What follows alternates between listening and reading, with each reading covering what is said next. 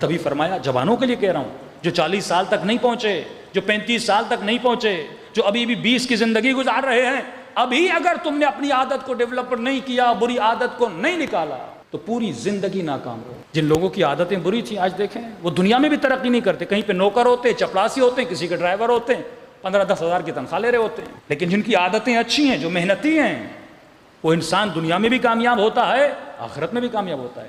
اللہ party بازی نہیں کرتا کہ علی والے ہو گئے تجھے سب کچھ دے دوں گا، نہیں، جب تک محنت نہیں کرو گے، اچھی عادت اپنے اندر۔ بھائی وہ مولا علی جو اشارہ کرے تو مٹی کو سونا بنا دیں، عقیدہ ہے نا ہمارا۔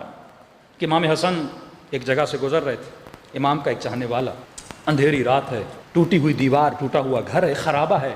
امام نے دیکھا اس کے ہاتھ میں تیر ہے، تیر میں کمان ہے، کمان میں تیر ہے۔ اس نے تیر کو کھینچا اور چھوڑنا چاہتا تھا۔ امام آگے بڑھے، مولا حسن، امام نے اس کے بازوؤں کو پکڑ لیا۔ اس نے مڑ کے دیکھا امام حسن کہ مولا کیا غضب کر رہے ہیں، میرے بازوؤں کو چھوڑیے۔ امام نے کہا کیوں چھوڑوں؟ نہیں چھوڑوں گا۔ 5-6 منٹ تک امام نے پکڑ کے رکھا۔ امام نے کہا بتا تو صحیح، دیوار کو تیر کیوں مار رہے ہو بھائی؟ کہ مولا ایک نجومی ہے، اس نے مجھے بتایا کہ 100 سال میں آسمان میں جو ستارے ہیں 100 سال کے بعد آپس میں ملتے ہیں۔ اگر اس وقت کوئی تیر کو کمان سے نکالے اور دیوار پر مارے تو پوری دیوار سونے کی بن جائے گی۔ مولا آپ نے مجھے کروڑ پتی بننے سے روک لیا، میں غریب تھا، مولا امیر بننے والا تھا، ایک ہی چانس بنا تھا 100 سال میں، وہ بھی ایک بار۔ امام نے کہا اچھا ایسی بات ہے، کہاں مولا؟ امام نے کہا تیر اٹھا، کمان اٹھا۔ اس نے تیر و کمان اٹھایا۔ امام نے کہا تیر کو کھینچ، اس نے کھینچا۔ کہتا جیسے میں نے کھینچا تو میں نے دیکھا ستارے پھر مل گئے۔ میں نے کہا مولا یہ تو کمال ہو گیا، جو 100 سال کے بعد ملتے ہیں پھر مل گئے۔ اس نے کہا مولا یہ تو کمال ہو گیا۔ اس نے پھر تیر کو چھوڑنا چاہا، حسن بن علی نے پھر پکڑ لیا۔ کہا مولا کیا غضب کر رہے ہیں، یہ 100 سال میں ملتا ہے، یہ آج تو کرشمہ ہو گیا، پھر مل گیا۔ پھر اس نے دیکھا ستارے جدا ہو گئے۔ اس نے کہا مولا کیا کر رہے ہیں؟ پھر مجھے امیر بنانے سے روک لیا، پھر مجھے کروڑ پتی بنانے سے روک لیا۔ امام نے کہا پھر تیر اٹھا، کمان اٹھا۔ 3-4 مرتبہ امام نے یہ عمل تکرار کیا کہ جب تک یہ سمجھ نہیں جاتا۔ آخر میں جب اس نے بار بار یہ دیکھا، آخری مرتبہ امام نے کہا تیر و کمان اٹھا، اس نے اٹھایا۔ امام نے کہا کھینچ، اس نے کھینچا۔ کہتا جیسے کھینچا ستارے وہیں کے وہیں رکے رہے۔ اس نے کہا مولا اب نہیں ملنے والے۔ امام نے کہا ان کو چھوڑ دے، تو تیر کو کمان سے نکال۔ اس نے جیسے تیر کو کمان سے نکالا، دیوار پوری سونے کی بن گئی۔ کہا ہم اگر اشارہ کریں تو دیواروں کو سونا بنا دیں۔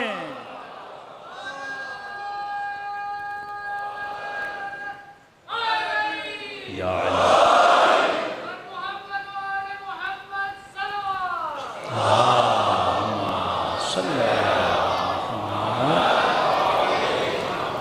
پریشان ہو کے کہنے لگا مولا اگر ایسا ہے تو آپ ایسی زندگی کو گزار رہے ہیں۔ امام فرماتے کیسی زندگی ہے؟ اچھی زندگی تو گزر رہی ہے۔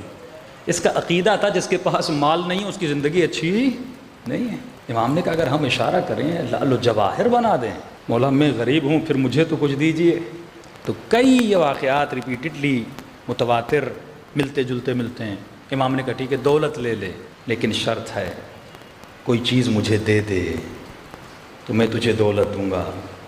مولا کیا چاہیے؟ کہ ہماری محبت ہمیں واپس کر، اور جتنی دولت لینی ہے لے لے۔ کہ مولا یہ سودا گھاٹے کا ہے، کہ تو کتنا امیر ہے، کائنات کی دولت کے بدلے میں محبت نہیں دے رہا۔ حقیقی امیری ہماری اطاعت ہے، حقیقی امیری ہماری محبت ہے۔ اب امام نے اسے بٹھایا اور سمجھایا کہ یہ بتا اگر تو کروڑ پتی بن جائے، مالدار ہو جائے، کیا ہوگا؟ تیرے وجود میں کسی چیز کا اضافہ ہوگا، کوئی پلس پوائنٹ آئے گی تیرے وجود کے اندر۔ ہاں بھائی مالداروں کے سینگ ہوتے ہیں کیا؟ مجمع میں اتنے لوگ بیٹھے، مجھے کیا پتا کس کے اکاؤنٹ میں کتنے پیسے ہیں؟ سب ایک ہی جیسے ہو نا، جب تک کوئی جا کے چیک نہ کرے تو ظاہری شکل و صورت سے پتہ نہیں چلتا کون مالدار ہے کون امیر ہے۔ کئی بہت سوٹ پوٹ پہن کے آتے ہیں، لگتا ہے ایسے پیسے والے ہیں، لیکن پیچھے پتہ چلتا ہے کنگلے ہیں۔ کئی شکل سے لگتے ہی نہیں امیر ہیں، کئی ایسے فقیروں کو پکڑا اکاؤنٹ میں 25-25 لاکھ نکلے۔ تو انسان کی شکل سے تو پتہ نہیں چلتا۔ امام نے فرمایا کہ اگر تو مثلا یہ سونا دولت سب کچھ تجھے مل جائے، یہ بتا تمہارے وجود میں کسی شے کا اضافہ ہوگا؟ اس نے کہا نہیں مولا۔ کہ پھر ایسی چیز کے پیچھے جاتا کیوں ہے جس سے تیرے وجود میں اضافہ ہی نہیں ہو رہا، جو تجھ سے جدا ہو جائے گی، جو ایک دن تیری رہے گی نہیں۔ میں نے عشر طہارت جب پڑھا تھا آپ کو بتایا تھا نا کہ ایک ہوتا ہے رزق، ایک ہوتا ہے مال۔ ایک ہوتا ہے رزق، ایک ہوتا ہے مال۔ رزق وہ ہے جو آپ کا نصیب ہے، مال وہ ہے جو ایسے ہی پڑا ہوا ہے، یعنی آپ کا نصیب نہیں ہے۔ مثال آپ کے اکاؤنٹ میں 1 لاکھ ہے، آپ 6 دن اس دنیا میں زندگی گزار کے مر گئے، ان 6 دنوں میں جتنا آپ نے کھایا یہ آپ کا رزق تھا، جو بچا وہ آپ کا ہے ہی نہیں نا۔ اب انسان وہم کی حکومت میں اتنا گرفتار رہتا ہے یہ میرا ہے، تیرا وہی ہے جو تو کھاتا ہے، باقی تو چھوڑ کے چلا جائے گا، وہ نہ تیرا ہے نہ تیرا تھا، وہ جس کا نصیب ہے وہ اسے جا کے ملے گا، وہ تیرا نصیب ہی نہیں ہے۔ کتنے آپ کے بڑے بڑے سیاستدان مر گئے، اکاؤنٹوں میں اربوں روپے چھوڑ کے گئے، ان کا تھا ہی نہیں، ان کا وہی تھا جو ان کا نصیب تھا۔ اور ایک قدم آگے بڑھوں، آپ کے پاس گھر ہے، مثلا 1000 گز کا گھر ہے، گھر تو بہت بڑا ہے، سارا آپ کا نصیب اور رزق نہیں ہے۔ جتنے گھر میں سوتے ہو وہ تیرا رزق ہے، وہ تیرا نصیب ہے۔ جسم 6 فٹ کا ہے، 5 فٹ کا ہے، یہ جہاں جسم پڑتا ہے نا وہ زمین تیرا نصیب ہے، باقی سارا مال ہے، باقی تیرا نہیں ہے۔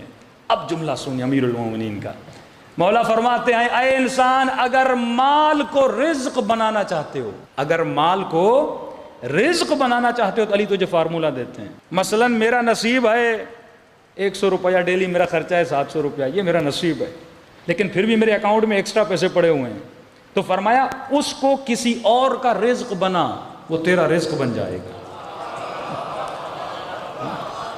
وہ بھی تیرا نصیب بن جائے گا۔ کئی لوگ ایسے چھوڑ کے چلے جاتے ہیں، ان کا نصیب نہیں بن پاتا، وہ کسی اور کا ہو جاتا ہے۔ فرمایا اس کو راہ خدا میں دینا شروع کر دے، وہ تیرا کیا بن جائے گا؟ رزق بن جائے گا۔ ابھی سمجھ آیا کہ علی رات کے اندھیروں میں اٹھ کے یتیموں میں غذا کیوں بانٹتے تھے؟ علی اپنے پورے مال کو اپنا رزق بنانا چاہ رہے تھے کہ جتنا علی کما رہے ہیں وہ علی کے حصے میں ہی چلا جائے، مولا کا کیا بن جائے؟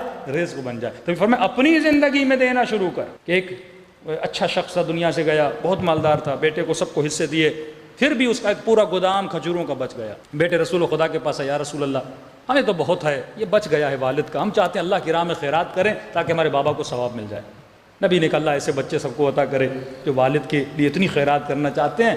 تو پوری کھجور کا گودام تھا، وہ غریبوں میں بانٹا، غریب آتے گئے لیتے گئے، آخر میں رسول خدا وزٹ کے لیے آئے تو کیا دیکھا؟ زمین پر ایک کھجور باقی ہے۔ نبی نے بڑی حسرت سے اس ایک کھجور کو اٹھایا، اٹھانے کے بعد کہ آج جتنا تم نے اللہ کی راہ میں دیا ہے، اگر وہ اپنی زندگی میں ایک کھجور خود دیتا وہ اس پورے ثواب کے برابر ہوتا، کیونکہ تو نے دیا ہے، اس نے نہیں دیا۔ یہ تیری سخاوت ہے کہ تم نے باپ کے لیے دیا، وہ اپنی زندگی میں تو کچھ کر کے نہیں گیا۔ تو یہ طرز زندگی، یہ سوچ، یہ فکر اگر انسان کی صحیح ہو جائے تو انسان صحیح راستے پہ چلتا ہے۔ تو فرمایا سکسیسفل پیپل، جو کامیاب لوگ ہیں وہی ہیں جن کے اندر کامیاب عادتیں ہیں، اور جو ناکام لوگ ہیں وہی ہیں جن کے اندر ناکام عادتیں ہیں۔ صلوات پڑھے محمد و آل محمد پر۔